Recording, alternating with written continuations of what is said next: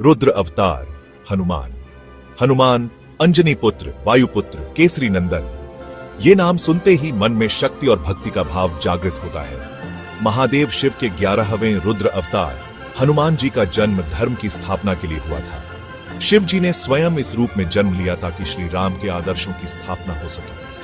हनुमान जी का जन्म एक वरदान था। माता अंजनी को शिव जी का आशीर्वाद प्राप्त था। इसी आशीर्वाद से हनुमान जी का जन्म हुआ।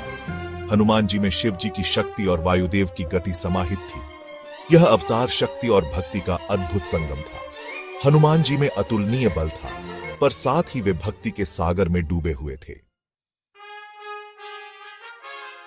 शक्ति और भक्ति के स्वरूप हनुमान जी बल और बुद्धि दोनों में निपुण थे। गदा युद्ध में उनका कोई सानी नहीं था। वे पर्वत उठाने वाले, समुद्र लांघने वाले वीर थे, लेकिन उनकी असली ताकत उनकी भक्ति थी। श्री राम के प्रति उनकी निष्ठा अटूट थी। हनुमान जी ने राम सेतु निर्माण में महत्वपूर्ण भूमिका निभाई। उन्होंने लक्ष्मण जी की मूर्छा दूर करने के लिए संजीवनी बूटी लाने का अद्भुत कार्य किया। राम भक्ति और रावण वध। हनुमान जी ने श्री राम की सेवा को अपना धर्म माना। उन्होंने सीता माता की खोज की और लंका दहन कर अपनी शक्ति का परिचय दिया। रावण वध में उनकी भूमिका अहम थी। उन्होंने रावण को धर्म का पाठ पढ़ाया और श्री राम के विजय मार्ग को प्रशस्त किया।